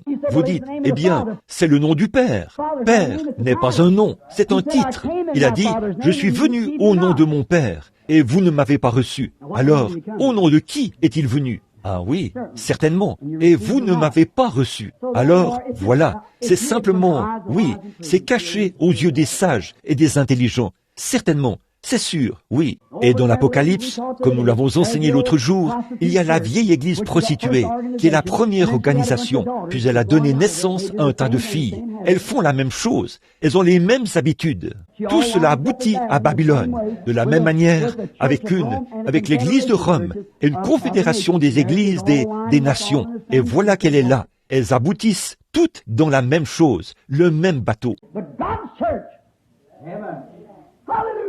Mais l'église de Dieu, alléluia, c'est une église appelée à sortir, séparée. Comment l'église est-elle bâtie? Comment saurez-vous ceci? Comment pouvez-vous savoir que ceci est la vérité? Quand Dieu vous le révèle. Comment Abel a-t-il su que c'était un agneau au lieu de pomme? Cela lui a été révélé. Par la foi, Abel offrit à Dieu un sacrifice plus excellent. En descendant de la montagne de la transfiguration, Jésus a dit, « Qui dit-on que je suis ?» Certains ont dit, « Élie, Moïse, et ainsi de suite. » Il a dit, « Mais je vous le demande, qui dites-vous que je suis ?» Pierre a dit, « Tu es le Christ, le Fils du Dieu vivant. » Il a dit, « Tu n'as jamais appris ceci. » Autrement dit, je dis ceci, pas pour être arrogant, mais pour bien faire pénétrer un point. Tu n'as jamais appris ceci dans un séminaire. Un homme ne t'a jamais enseigné cela, mais c'est mon Père qui est dans les cieux qui t'a révélé ceci, que je suis, non pas Père, Fils et Saint-Esprit, mais je suis Jésus-Christ. Et sur ce roc, quel roc? Le même que celui sur lequel Abel a été, sur ce même roc. Sur ce roc, la vérité spirituelle de Dieu révélée, je bâtirai mon Église, et les portes du séjour des morts ne prévaudront jamais contre elle. C'est vrai, elles essayent, mais elles ne prévaudront jamais. Voyez? Alors, allez simplement au calvaire, soyez crucifiés, revenez, et prenez le chemin avec le petit nombre des méprisés qui appartiennent au Seigneur. Continuez à avancer. Maintenant, Seigneur, nous remettons toutes choses entre tes mains. De ce groupe, je ne sais pas ce qu'il y a ici. Je n'ai aucun moyen de le savoir, Seigneur, à moins que tu ne le révèles. Et maintenant, Dieu notre Père, je ne te demande pas de faire ça. J'ai présenté cela aux gens. C'est entre leurs mains maintenant. Les voilà. Puisse ceci être un vrai calvaire ce matin. Que ce soit une vraie crucifixion de la volonté personnelle, des désirs personnels et des choses grandioses de la vie. Puissent les hommes devenir humbles et prêts à prendre le chemin avec le petit nombre des méprisés qui appartiennent au Seigneur. Puissent-ils marcher humblement? Puissent-ils naître dans ce royaume, ce glorieux royaume de Dieu qui est un corps spirituel, le corps céleste de Christ sur la terre. Nous avons tous été baptisés dans un seul esprit pour former un seul corps. Accorde-le Seigneur, qu'il soit noir, blanc, jaune, brun, quoi qu'il soit, homme ou femme, esclave ou libre. Nous avons tous été abreuvés du même esprit. Accorde-le Père, et que ce soit que parmi eux, il soit beaucoup ce matin à comprendre. Puisses-tu ouvrir leur intelligence? Alors, ce sera comme un jour nouveau pour eux. Le soleil brillera, et la lumière sombre des théologies faites de main d'homme disparaîtra. Et la lumière de Dieu brillera sur leur sentier et brisera le voile qui voile cette belle lumière. Et alors, ils pourront marcher sur la grande route de la sainteté et vivre pour les autres, comme Christ l'a fait. Maintenant, alors que nous commencerons la ligne de prière, je te prie d'oindre tes serviteurs ce matin, nous tous, alors que nous prierons les uns pour les autres. Et accorde aujourd'hui que chaque personne malade qui passera dans cette ligne de prière soit guérie. Puisse-t-il revenir, comme la petite fille qui louchait, et le petit garçon, et cette dame âgée, et frère Wright, et beaucoup de ceux qui sont venus, Seigneur, avec des afflictions et des maladies, et quelque chose que les médecins ne pouvaient pas guérir. Et les voici aujourd'hui, c'était il y a environ une semaine, et les voici en bonne santé aujourd'hui. Ô Dieu, puissent les hommes et les femmes s'avancer ici avec cette même foi, sachant qu'ils s'en vont au calvaire pour être crucifiés à leurs pensées et à leurs idées qu'ils ne peuvent plus guérir. Que la puissance qui a ressuscité Jésus de la tombe leur donne la vie, une grande vie de foi. Et puis, tout de suite après, fait que beaucoup viennent au baptistère pour se faire baptiser. Nous le demandons au nom de Jésus. Amen. Maintenant, nous n'avons que 20 minutes pour faire la ligne de prière et le service de baptême. Bon, nous n'avons pas de carte de prière. Nous avons laissé ça de côté et nous essayerons de les utiliser dans mes plus grandes réunions quand nous les commencerons. Je vous l'ai tous dit, nous l'avons présenté, nous l'avons sur bande et partout où je vais, ces bandes seront envoyées à l'avance. Le signe ne fait qu'indiquer la bénédiction. L'idée, c'était, si tu pries pour les malades, amène les gens à te croire. J'ai dit, ils ne me croiront pas. Il a dit, ces signes te seront donnés, et c'est par cela qu'ils croiront. Les signes ont été manifestés maintes et maintes fois, pendant 10 ans, partout dans le monde, sans faillir une seule fois. Il n'y a eu aucun échec là-dedans. Combien savent que c'est vrai? Eh bien, si vous pouvez croire le signe, alors croyez le message. C'est vrai, il l'indique. Et est-ce que Dieu mettrait en moi un message et ferait en sorte qu'il soit tellement parfait comme ça, mais que, et je vous dirais quelque chose qui serait faux? Dieu ne me laissera pas faire ça. Non, non, non, monsieur. Je vous dis la vérité. Maintenant, tous ceux d'entre vous qui veulent qu'on prie pour eux, est-ce que vous pourriez, dans cette rangée ici, venir de ce côté-ci, si vous le voulez bien, là-bas, mettez-vous en ligne à droite. Et alors, cela permettra aux gens de passer pendant que nous prions. Ensuite, nous aurons les garçons, les huissiers et les autres surveilleront. Et pendant qu'ils passent de ce côté-ci, alors de ce côté-là, nous les ferons venir par l'arrière et nous les ferons avancer. On priera pour tout le monde. Oh, non. Non, pas du tout. Eh bien, au moment que vous voudrez, ça n'a pas d'importance. Vous pouvez l'amener là-bas, ou je peux amener-la là-bas maintenant, ou un peu plus tard, quand elle le voudra. Ça n'a pas d'importance. Maintenant, restons aussi tranquilles que possible pendant les prochaines quelques minutes. Je veux que vous réfléchissiez tous maintenant. Bon, qu'est-ce que la Bible dit? La prière de la foi sauvera le malade. Combien savent que c'est vrai? Combien savent que la Bible dit, voici les signes qui accompagneront ceux qui auront cru. Les œuvres que je fais, vous les ferez aussi. Et quelles étaient les œuvres? Il a dit, je le peux, si vous croyez que je suis capable de faire ceci. Pas vrai? Quelle était ma question? Ils ne me croiront pas. Il a dit, ces signes les amèneront à croire. Maintenant, si vous croyez, préparez-vous. C'est maintenant l'heure de votre délivrance. C'est la même chose que pour le péché. C'est la même promesse du même Dieu. Maintenant, nous avons ici une petite femme malade qui a des problèmes d'estomac, qui vient de New Albany. Nous allons d'abord prier pour elle, afin qu'elle puisse se trouver un siège. Maintenant, tranquillement, tout le monde, là. Je veux que les frères m'aident ici. Maintenant, courbons la tête un instant pour la prière. Maintenant, Père Céleste, ceci a été ta parole. Je ne suis pas responsable des actions qu'on prendra à ce sujet, mais je suis responsable de la prêcher. Et sachant ceci, et sachant que je suis maintenant un homme d'âge mûr, et qu'un jour, je devrais me tenir devant toi, j'ai prêché la vérité du fond du cœur. Vous le savez, sans parti pris, si c'était le cas, Seigneur, alors j'ai besoin de repentance. Et Père, je te prie de m'aider maintenant, alors que nous allons prier pour les malades. Puissent mes prières être exaucées, pas seulement mes prières, Seigneur, mais la prière de cette Église, alors que ces pauvres gens, et si c'était ma femme qui se tient ici, et si c'était elle, assise dans le fauteuil roulant, ou ma sœur, ma mère, ô Dieu, guéris ces gens. Veux-tu le faire, Seigneur? Regarde, debout dans la ligne de prière, problèmes cardiaques, cancers, tumeurs, toutes sortes de maladies et d'afflictions. Beaucoup d'entre eux viennent. Des centaines sont en train d'être délivrés, ici même, Seigneur. Et ils le voient, et ils le croient. Ils viennent dans la ligne de prière pour accepter leur délivrance. Ils s'avancent maintenant vers une pierre vivante, pas ton serviteur, mais vers ton Fils, Jésus, qui est le conducteur de l'Église, la personne spirituelle et mystique parmi nous. Et alors que nous procédons en offrant son nom, tu as dit en mon nom, ils chasseront les démons. Je te prie d'exaucer nos prières au nom de Jésus. Amen. Maintenant, que tout le monde soit en prière. Bon, ceci fait aussi partie de la vôtre. Ceci est votre prière. Là, cette petite femme doit mourir si quelque chose ne lui vient pas en aide. Combien connaissent frère Statzlev, frère et sœur Statzlev? On m'a appelé de l'Allemagne 3 fois l'autre soir. Leur bébé était mort. Ils ont demandé, frère Branham, nous vous avons vu ressusciter les morts par l'Esprit de Dieu. Ils étaient présents et ont observé cela, voyez, et nous savons que vous êtes un prophète du Seigneur. Prononcez simplement la parole. J'ai dit, je ne peux pas la prononcer, à moins que ce soit mis dans ma bouche. Venez en Allemagne. Je me suis levé tout de suite. Ils ont téléphoné. Nous avons un avion à réaction qui peut vous emmener en Allemagne en 6 heures. Un avion à réaction de l'armée qui m'emporterait en Allemagne pour qu'un bébé mort soit ressuscité. Un avion à réaction de l'armée m'emmènerait en 6 heures de Louisville à München en Allemagne. Je suis entré dans la pièce, je me suis mis à genoux et j'ai dit, « Père, que dois-je dire?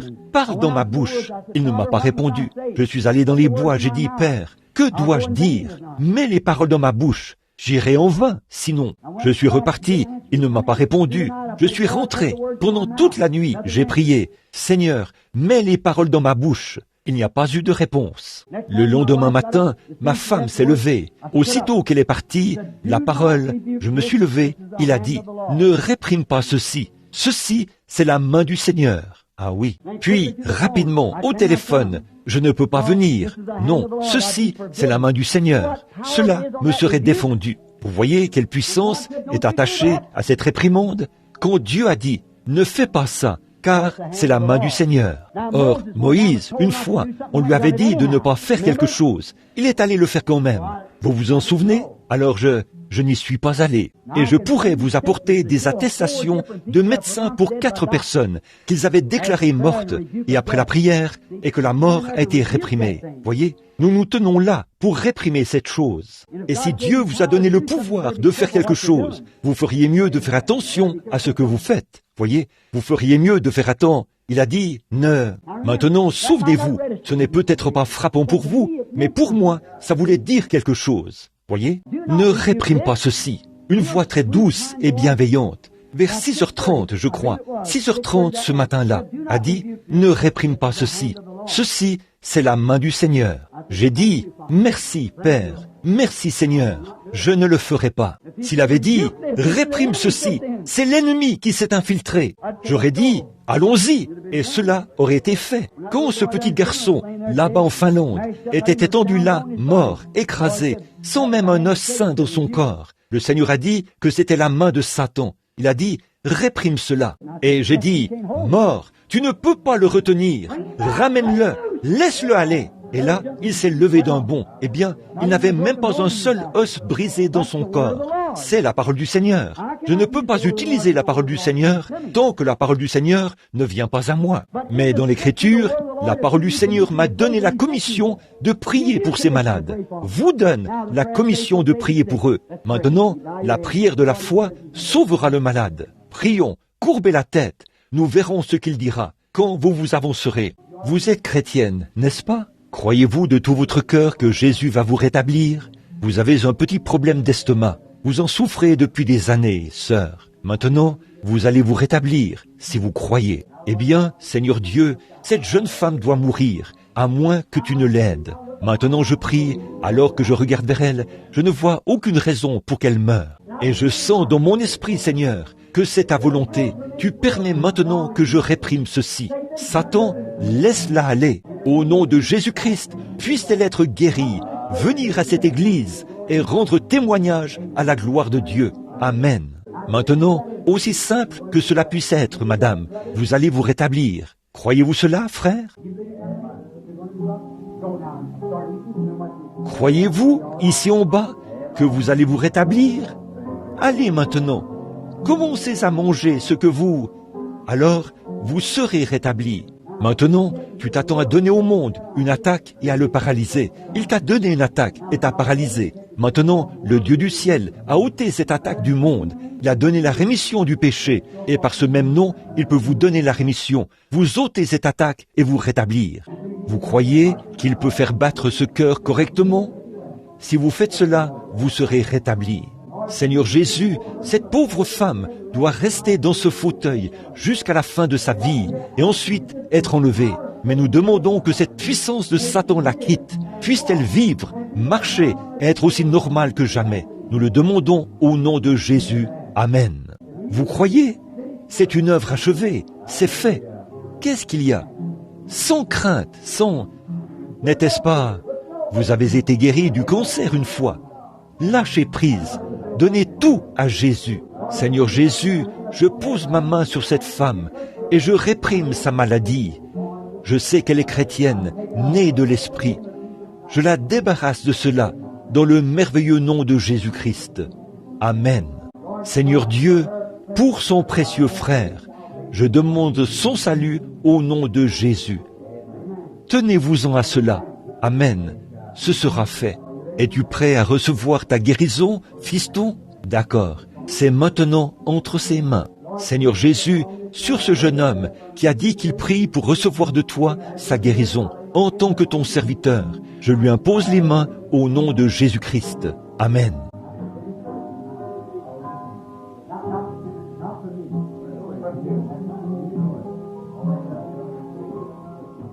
Bon, n'importe quel. Maintenant, vous n'avez qu'à invoquer son nom. Là, pas à moi. Dieu notre Père, comme seul un fils qui s'appuyait autrefois sur le sein de sa mère. Elle l'a tapoté et a prié avec lui, et a tenu sa petite main quand il était un bébé qui gazouillait. Maintenant, Satan l'a placé dans un hôpital psychiatrique. Oh Dieu, il est venu à la sainte église du Dieu vivant, une église qui est née de l'Esprit de Dieu, une église dans laquelle l'Esprit de Dieu vit et se fait connaître. Et aujourd'hui, par la prière, nous délivrons cette femme de cet hôpital psychiatrique. Au nom de Jésus-Christ, nous prions. Amen. Rentrez chez vous, tout va bien pour vous. Merci d'être venu pour demander cette faveur pour votre mère. C'est un vrai fils. C'est maintenant le jour de votre délivrance. Seigneur Jésus, pour cette jeune femme, pour le salut de son mari et la délivrance de sa gorge.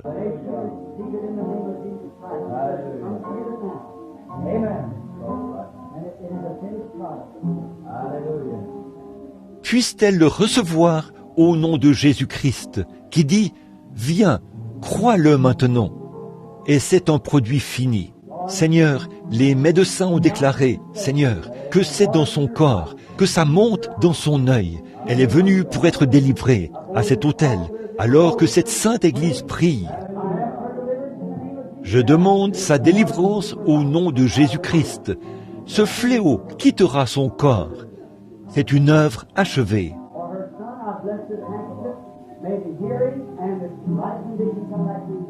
Pour son fils, je bénis ce mouchoir. Que l'ouïe revienne dans son oreille et qu'elle soit en bon état. Maintenant, l'Église parle. Or, l'Église est le corps mystique de Christ.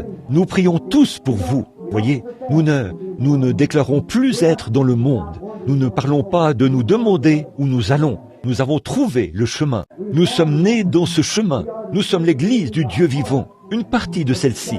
Bien sûr, elle se trouve partout dans le monde. Mais ici, c'en est un des groupes. Aujourd'hui, ensemble, nous venons en son nom. Nous venons pour faire ce qu'il a dit de faire. Ce qu'il peut révéler quand nous nous réunissons. Prier pour les malades, leur imposer les mains. La prière de la foi sauvera le malade.